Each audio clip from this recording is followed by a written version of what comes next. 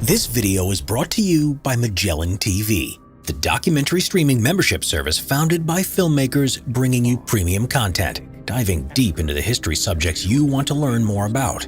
Magellan TV has the richest and most varied content on history available anywhere. Magellan TV has over 2,000 documentary movies, series, and exclusive playlists. They have ancient, modern, current, early modern, war, and biographical history, which can be watched anywhere on your television, laptop, or mobile device.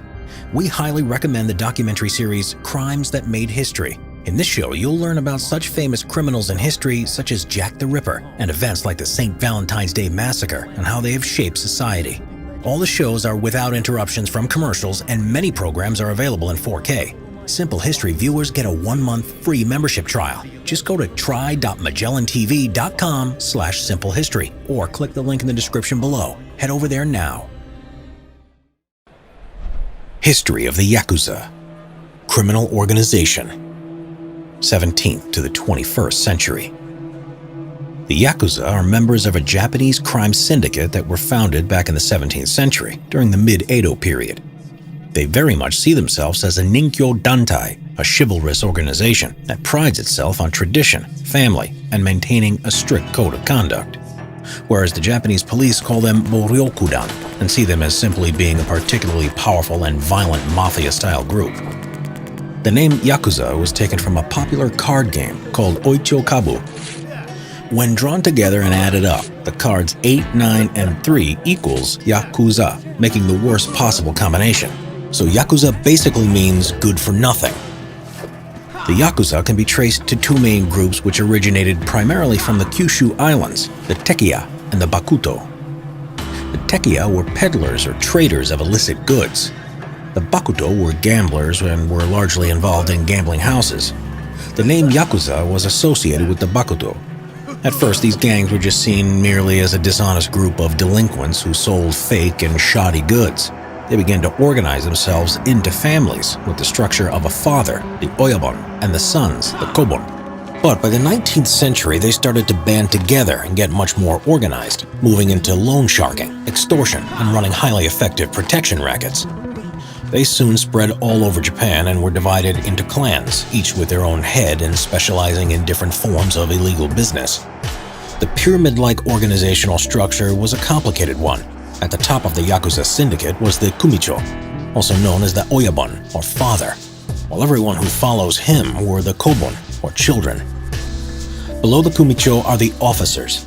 The first was the Saiko Komon, or senior advisor. He has his own advocates, accountant, and gang of children. Next in the chain of command as number 2 was the Wakagashira, who carries out the orders of the Kumicho and governs several gangs in the region. And the third position was the Shate Gashira, who was the local boss. The foot soldiers below them are the Kyodai, or older brothers, and below them are the Shate, or younger brothers. Under these are the junior leaders, known as the Wakashu. The children can form their own gangs, therefore the entire clan can grow into a large group with a lot of subfamilies. The largest Yakuza family, the Yamaguchi Gumi, was founded about 1915 by Harukichi Yamaguchi in Kobe, Japan, and fully developed after World War II by Kazuo Taoka. By the early 20th century, the Yakuza clans had become powerful male-dominated entities moving into loan sharking, money laundering, gambling, narcotics, extortion, bribery, smuggling, violence, and running highly effective protection rackets. Alongside this, they ran legitimate businesses such as construction, movie studios, nightclubs, security, insurance, and real estate, taking on the form and practices of large corporations. Soon they were making billions and billions of yen a year from a mixture of legal and illegal activities. Yakuza members were usually working class, high school dropouts recruited from common street thugs. They were often descended from Burakumin, an ethnic Korean backgrounds who were outcasts in Japan's history. The Yakuza used a sakazuki to formalize the initiation process of new members into the family, where they must take a blood oath of allegiance. The ritual, often performed at a Shinto shrine, involved the offering of a cup of sake to the initiate and the Yakuza leader known as the Oyabon, and to the gods, a process known as Sakazuki Goto. Sitting face to face, the Oyabon's cup was filled to the brim, while the initiate gets much less to indicate their different status. They had to swear a sacred oath to never reveal the secrets of the organization, to never attack another member's family, to not withhold money from the clan, to not fail to obey orders, and to not be involved with the law or police. And once you join the Yakuza, you are a member for life. For now, they become your family, and absolute loyalty to them was expected always. The Yakuza by now had become very ritualistic, seeing honor and loyalty as extremely important. There were several punishments for breaking the rules and betraying the clan, including lynching, Zetsuen, where the member was removed from the Yakuza family but was allowed to return after some time, and Hamonjo, where the offender was excommunicated and was no longer allowed to associate with or do business with the Yakuza group, banished from the Yakuza world forever. The fourth most famous punishment for an offense was yubitsume. This is where you were expected to cut off a portion of the little finger on your hand and present it to the head of the organization as a form of sincere apology. Starting with the tip of the pinky and amputating further if more transgressions were committed, yubitsume worked as a powerful deterrent to betraying the Yakuza family, being both a painful and permanent consequence of doing wrong. It can also be used to avoid a conflict. It is said that this ritual descends from the Bakudo group, where if a person was unable to pay the gambling debt they owed, then yubitsume worked as a form of repayment. The weakening of the hand diminished a member's ability to handle a sword, as the little finger is used to grip the hilt. This in turn makes the Yakuza member more dependent on the protection of his boss. Group members also wore lapel pins with their headquarters or clan logos. There was also irezumi, and this was a very important part of Yakuza culture. This was where the member of the group had an elaborate full-body tattoo. Popular designs included dragons, koi, tigers, and snakes. It was an extremely painful and expensive process, carried out by skilled tattooists using sharpened bamboo needles. The process was so intricate that it could take several years to complete. The Japanese government during the Meiji period banned tattoos to make a good impression upon the Western powers, so the practice continued underground and soon became associated with criminals. In fact, tattoos would become so strongly linked to the Yakuza that public hot springs and gyms banned customers that had them on their bodies, something that stands today. By the 1970s, Yakuza influence had stretched far and wide within the Japanese society, even extending to the highest levels of government, to such an extent that they were implicated in a bribery scandal involving the U.S. Lockheed Company and the Japanese Prime Minister. It is said that Yoshio Kodama, a powerful Yakuza, acted as a consultant and facilitated a $3 million bribe to get the Japanese to buy Lockheed L-1011 tri-star passenger planes and a large number of F-104 Starfighters jet aircrafts. The 1980s saw the Japanese economy boom, driven by massive exports to America and Europe.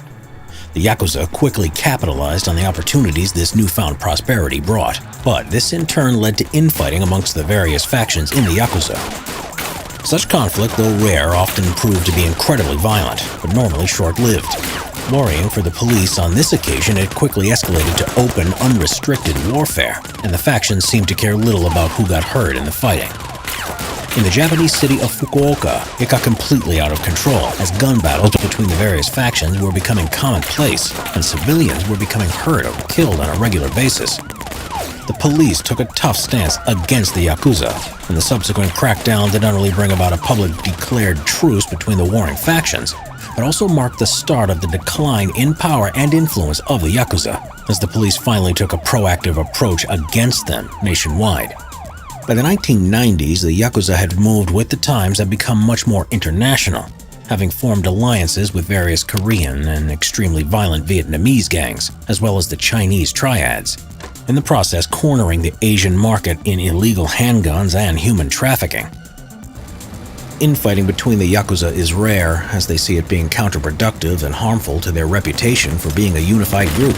But in 2007, there was violence between two powerful factions when one side assassinated Ryoichi Sugiyura, a leading senior member of the Sumiyoshikai, the second largest Yakuza family, by ambushing his limo using gunmen riding motorcycles. But a strong police crackdown meant the violence never escalated much further. At its peak, the Yakuza clan members could number as many as 250,000, but over the last few decades their numbers have declined dramatically. Since 2011, there's been regulations that prohibit business with the Yakuza. Yakuza exclusion ordinances, which are aimed to eliminate the relationship of citizens with the Yakuza, have also been enacted.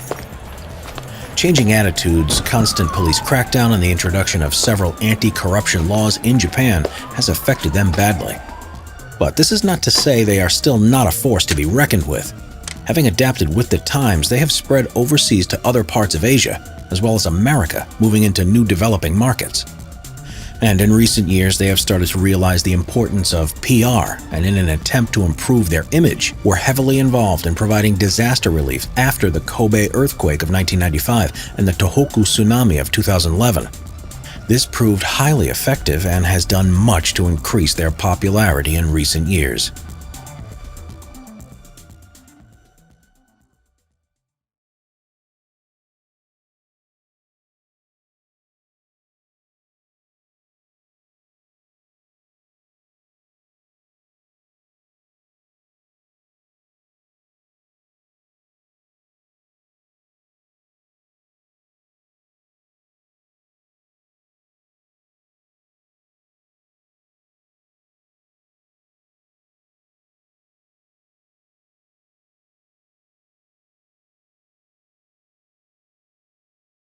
Hey Simple History fans, if you're looking for a better way to support the channel and help us create more epic content, consider becoming a member on our channel. Becoming a member means that for just $5 a month, you'll get these amazing perks. You'll be the first to see new episodes with early access. You can watch new episodes before anyone else with this perk. The Enlisted Badge, a custom icon that shows alongside your username in the comments section and in live chat. As a member, you'll become an influencer with member-only comments. You can communicate directly with us and help us pick the topics that we'll do next on Simple History. And remember, it's not mandatory to become a member. Our videos will continue to be uploaded as usual. Thank you for letting us feed your hunger for history.